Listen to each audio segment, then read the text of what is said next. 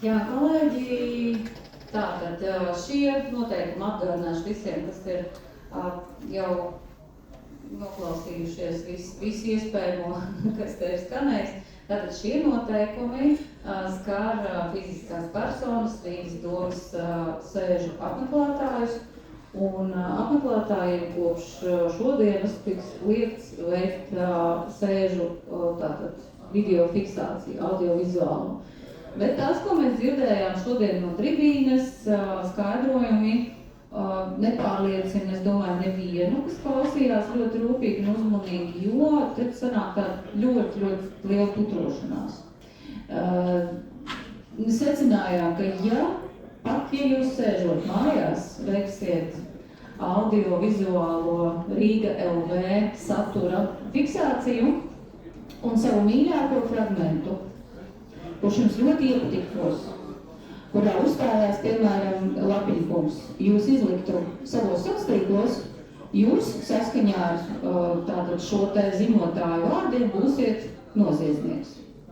Tā sanāk, jā? Bet, ja Lapiņa kungs filmējot Pulporu kungu vai otrādāk, ja viņi viens otru filmējot, ja viņi izliks šo saturu savos sociālos, tad viņi būs malači. Tā tas sanāk. Bet Lapiņa kunga fanāti, izgriežot ārā viņa kaismīgo runu, viņi būs pārkāpēji. Diemžēl.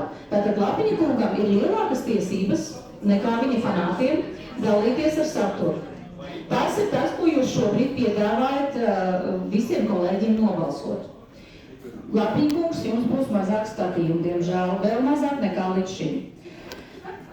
Ko lai dara? Tādi noteikumi, tādus noteikumus jūs šobrīd gribat piedāvāt.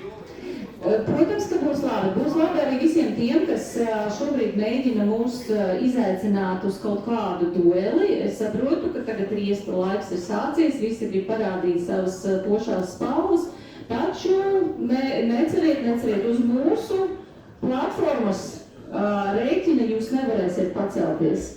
Ziniet, kāpēc? Tāpēc, ka mēs protam gaidīt. Jūs teicāt, ka mēs gaidām, mēs protam gaidīt 4. oktobri.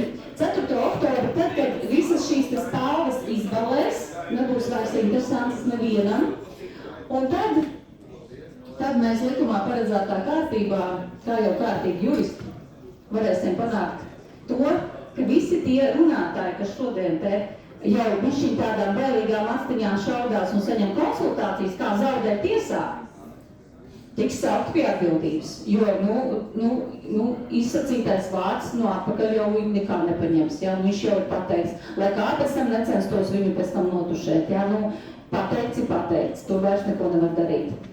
Līdz ar to neceriet, ka mēs jums ļausim šo te brīnišķīgo festivālu turpināt suverēnā vāra pret kaut kādu, kas viņš tur bija, dāvs, vai kā viņš tur sauc. Es nezinu, kā viņam īsti vārds saucās. Tātad mēs jums neļausim šo te festivālu izbaudīt, mēs darīsim savus darbus, mēs veiksim savus plānus un turpināsim strādāt, bet pēc tam, tad, kad beigsies vēlēšanas, tad, kad jūs būsiet vēl mazāki nekā tagad, jūs saņemsiet sodu. Paldies!